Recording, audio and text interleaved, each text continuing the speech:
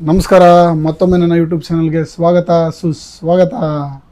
ನಿಮ್ಗೆಲ್ರಿಗೂ ಗೊತ್ತಿರೋ ಹಾಗೆ ಬೇಸಿಗೆ ಶುರುವಾಗಿದೆ. ಬೇಸಿಗೆ ಶುರುವಾದರೆ ನಮ್ಮ ಇಂಡಿಯಲ್ಲಿ ಮೋಸ್ಟ್ ಆಫ್ ದ ಫ್ಯಾನ್ಸ್ಗೆ, ಅದು ಕ್ರಿಕೆಟಿಂಗ್ ಫ್ಯಾನ್ಸ್ಗೆ ಏನು ಶುರು ಆಗುತ್ತೆ? IPL ಶುರು ಆಗುತ್ತೆ. IPL ಶುರು ಆದ ಏನಾಗುತ್ತೆ? IPL ಹಬ್ಬ ನಡೆಯುತ್ತೆ. ಸೊ ನಿಮ್ಮೆಲ್ರಿಗೂ ಈ IPL ಹಬ್ಬಕ್ಕೆ ಸ್ವಾಗತ ಸುಸ್ವಾಗತ ನನ್ನ ಕಡೆಯಿಂದ. ಸೊ ಒಂದೇ ಒಂದು ಸೆಕೆಂಡ್ ನಾವು ಪ್ರೀವಿಯಸ್ ಸೀಸನ್ಗೆ ಹೋಗ್ಬೇಡ. ಪ್ರೀವಿಯಸ್ ಸೀಸನ್ನ ವಿನ್ನರ್ ಬಂದ್ಬಿಟ್ಟು KKRs ಅವರು, runners Sunrisers Hyderabad, if I am not wrong. So ಏನಾಗುತ್ತೆ, ಯಾವಾಗಲೂ ಅಷ್ಟೇ, ಯಾವ ಟೀಮ್ ಈಗ ಪ್ರೀವಿಯಸ್ ಇಯರ್ KKR ಗೆದ್ದಿದ್ರೆ ಅವ್ರದ್ದೇ ಹೋಮ್ ಗ್ರೌಂಡಲ್ಲಿ ಆ ಪಂದ್ಯ ನಡಿಬೇಕಾಗುತ್ತೆ. ಸೊ ಯಾರ ಜೊತೆ? ಅದೇ ರನ್ನರ್ಸ್, ಇವಾಗೇನು SRH ಇರ್ಬೋದು, ಇಲ್ಲ ಅದು ಯಾವುದೇ ತಂಡ ಆಗಿದ್ರು ಕೂಡ ಅವರ ಒಂದು ಬಿಟ್ವೀನ್ ಆ ಪಂದ್ಯನ ಫಸ್ಟ್ ಇನಾಗರಲ್ ಪಂದ್ಯ ಮಾಡ್ತಾರೆ, ಯಾವುದು ನೆಕ್ಸ್ಟ್ ಸೀಸನ್ಗೆ.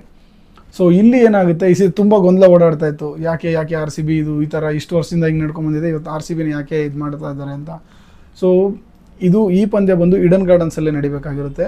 ಸೊ ಏನಾಗುತ್ತೆ, BCCI ಅವ್ರ ಪಾಯಿಂಟ್ ಆಫ್ ವ್ಯೂ ಈಗಿರ್ಬೋದು ಅಂತ ನಾನು ಅಂದ್ಕೊಳ್ತಾ ಇದ್ದೀನಿ. ಮೋಸ್ಟ್ ಪ್ರಾಬ್ಲಿ ಅದೇ ಥರನೇ ಇರುತ್ತೆ. ಬಿಕಾಸ್ ಏನಾಗುತ್ತೆ, ಫಸ್ಟ್ ಪಂದ್ಯ ಎಷ್ಟು ಯಾವ ರೀತಿ ಟೇಕ್ ಆಫ್ ಆಗುತ್ತೋ ಆ ರೀತಿ ಇಡೀ ಟೂರ್ನಮೆಂಟ್ ಟೇಕ್ ಆಫ್ ಆಗುತ್ತೆ ಅನ್ನೋದು ವಾಡಿಕೆ. ಇದು ವಾಡಿಕೆ ಅಂದರೆ ಆ ಕಾಲದಿಂದ ಬಂದಿದೆ. ಯಾಕಂದರೆ first match of the season ತುಂಬ ಚೆನ್ನಾಗಾದರೆ ಹೋಲ್ ಸೀಸನ್ ತುಂಬ ಚೆನ್ನಾಗಾಗುತ್ತೆ ಅನ್ನೋ ಒಂದು ಬಿಲೀಫ್ ಅಷ್ಟೇ, ಅದೊಂದು ನಂಬಿಕೆ.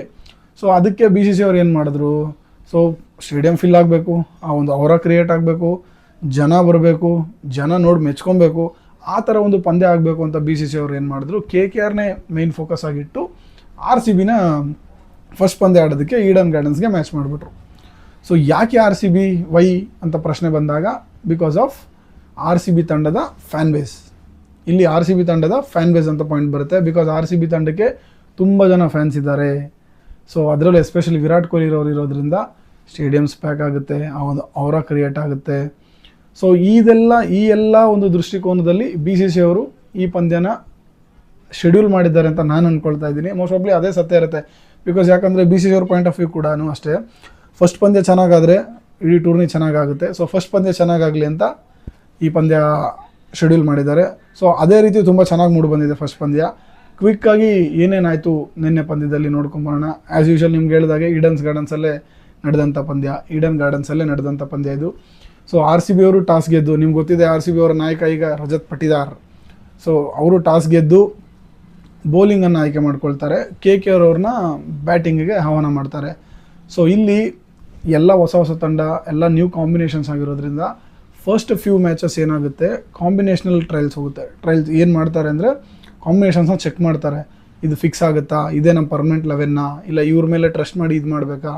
ಸೊ ಇದು ನಡೀತೆ. ಬಿಕಾಸ್ 3 ವರ್ಷ ಇಲ್ಲ 5 ವರ್ಷ ಅಂತ ಬಂದಾಗ, ಒಂದು ಆಕ್ಷನ್ ಆದಾಗ, ನೆಕ್ಸ್ಟ್ ಬಂದಾಗ ಪ್ಲೇಯರ್ಸ್ಗೆ ಅವರವರ ಪೊಸಿಷನ್ಸ್ ಭಾಳ ಇಂಪಾರ್ಟೆಂಟ್ ಆಗುತ್ತೆ. ಅವ್ರು ಎಲ್ಲ ಆಡಬೇಕು, ಯಾವ ರೀತಿ, ಏನು ಅವರ ರೋಲ್ಸ್ ತಂಡದಲ್ಲಿ ಗೊತ್ತಾದಾಗಲೇ ಆ ಪ್ಲೇಯರ್ಸು ಕೂಡ ಬೆಟರ್ ಆಗಿ ಪರ್ಫಾರ್ಮ್ ಮಾಡೋದಕ್ಕೆ ಎಲ್ಲ ಅವಕಾಶಗಳಿರುತ್ತೆ.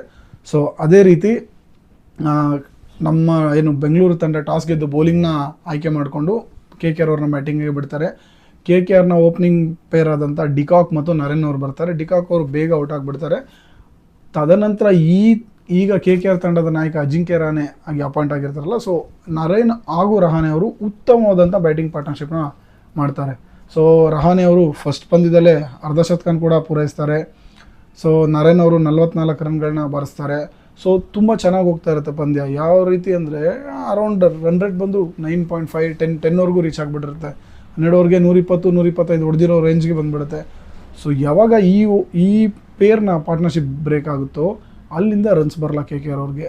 ತದನಂತರ ಬಂದಂಥ ಯಾವುದೇ ಪ್ಲೇಯರ್ಸ್ ಅಷ್ಟು ರೀತಿಯಾಗಿ ಮೊತ್ತನ ಕಲೆ ಹಾಕಲ್ಲ.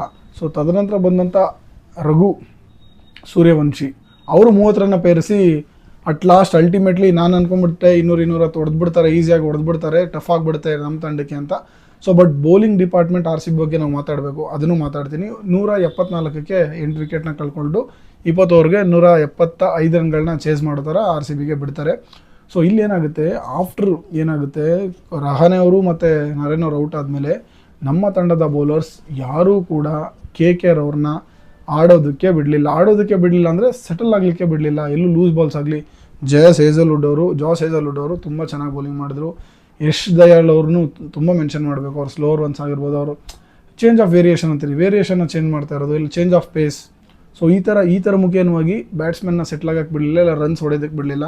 ಕೃಣಾಲ್ ಪಾಂಡೆ ಅವರು ತುಂಬ ಒಳ್ಳೆ ಬೌಲಿಂಗ್ ಮಾಡಿದ್ರು, 3 ವಿಕೆಟ್ ಬೀಳುತ್ತೆ ಅವ್ರಿಗೆ. ಕೃಣಾಲ್ ಪಾಂಡೆ ಅವರು ಕೂಡ ಒಬ್ಬ ಸ್ಪಿನ್ನರ್ ಆಗಿ ತುಂಬ ಚೆನ್ನಾಗಿ ಬೌಲಿಂಗ್ ಮಾಡಿದ್ರು.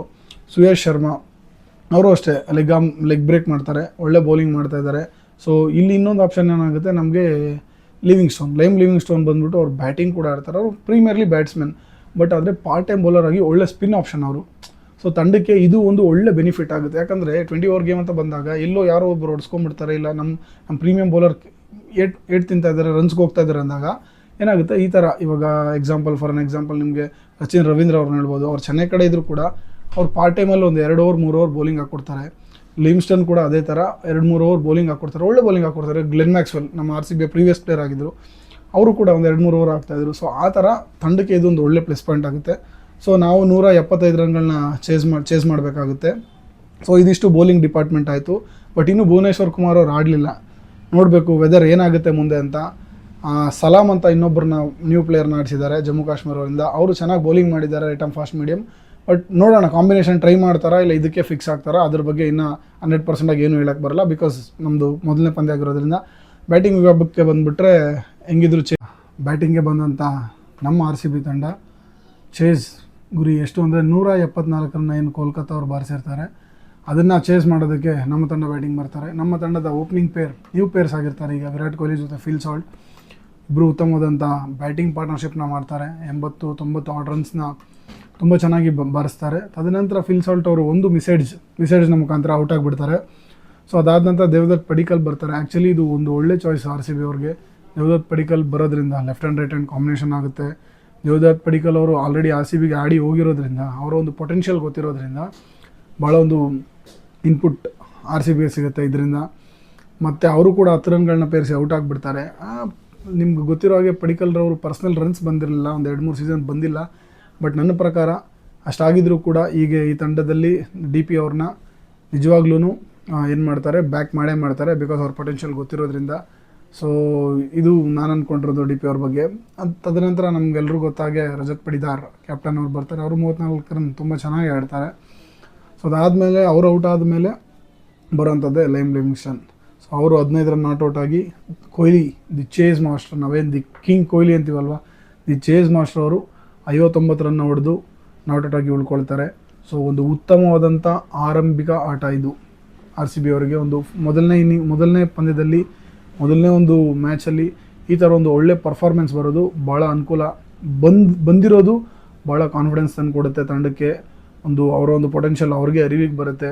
ಆಮೇಲೆ ಕಾಂಬಿನೇಷನ್ ಮಾಡೋದಕ್ಕೆ ಕೂಡ ಭಾಳ ಅನುಕೂಲ ಆಗುತ್ತೆ. ಆಲ್ರೆಡಿ ಈಗ ಏನು ಫಿಲ್ ಸಾಲ್ಟ್ ಕೊಹ್ಲಿ ಅವರ ಕಾಂಬಿನೇಷನ್ ಚೆನ್ನಾಗಿ ಬಂದಿರೋದ್ರಿಂದ ಅವರನ್ನೇ ಕಂಟಿನ್ಯೂ ಮಾಡುವಂಥ ಎಲ್ಲ ಸಾಧ್ಯತೆ ಇರುತ್ತೆ. ಮುಂದೆ ಯಾವುದೇ ಬೇರೆ ರೀತಿಯಾದಂಥ ಇಲ್ಲ ಬೇರೆ ಬ್ಯಾಟ್ಸ್ಮನ್ನ ತರುವಂಥ ಯಾವುದೇ ಯೋಚನೆ ಬರೋದಿಲ್ಲ.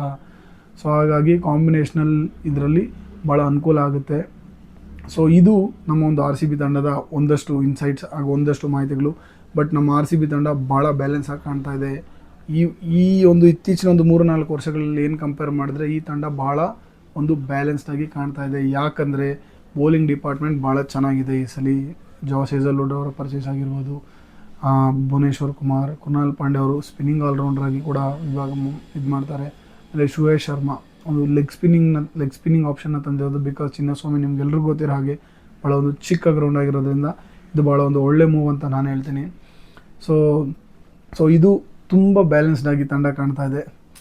ಸೊ ಹಾಗಾಗಿ ಈ ಒಂದು ನಮ್ಮ RCB ತಂಡದ ಒಂದಷ್ಟು ವಿಶೇಷಗಳು, ಒಂದಷ್ಟು ಒಳ್ಳೆಯ ಅಂಶಗಳು. ಸೊ ನಾನು ಮುಂದೆ ನಿಮ್ಮೆಲ್ರಿಗೂ ಇದೇ ರೀತಿ ಕಳೆದ ಇನ್ನೂ ಒಂದು 13 ಪಂದ್ಯಗಳೇನಿದೆ ಅದ್ರ ಬಗ್ಗೆ ನಾನು ಮಾತಾಡ್ತಾ ಹೋಗ್ತೀನಿ. ಮತ್ತೊಂದು ಏನು ಅಂದ್ಕೊಂಡಿದ್ದೀನಿ ಅಂದರೆ ಈ ನಿಮ್ಗೆಲ್ರಿಗೂ ಏನು ತಿಳಿಸ್ತಾ ಇದ್ದೀನಿ ಅಂದರೆ, ಒಂದು ವ್ಲಾಗ್ ಮಾಡೋಣ ಅಂತ. RCB ತಂಡದ ಏನೋ ಟಿಕೆಟ್ ಪಡ್ಕೊಳ್ಳೋಲ್ಲಿ ಯಶಸ್ವಿ ಆದರೆ ಅದರದ್ದು ಒಂದು ವ್ಲಾಗ್ ಮಾಡಿ ನಿಮ್ಮೆಲ್ರಿಗೂ ಅದ್ರ ಬಗ್ಗೆ ಮ್ಯಾಚ್ದು ಒಂದು ವ್ಲಾಗ್ ಮಾಡಿ ನಿಮ್ಗೆ ಅದ್ರ ಬಗ್ಗೆನೂ ಒಂದಷ್ಟು ಮಾಹಿತಿನ ಹಂಚ್ಕೊಳ್ತೀನಿ ಅಂತ ಹೇಳ್ತಾ, ಕಳೆದು ಹೋಗೋ ಇನ್ನೇನು 13 ಪಂದ್ಯಗಳೇನು ಬರುತ್ತೆ ಅದರದ್ದು ಕೂಡ ವಿಶೇಷವಾಗಿ ಮಾತಾಡೋಣ. ಸೊ ನನ್ನ ಕಮೆಂಟ್ ಬಾಕ್ಸ್ ಯಾವಾಗಲೂ ತೆರೆದಿರುತ್ತೆ ನಿಮಗೋಸ್ಕರ.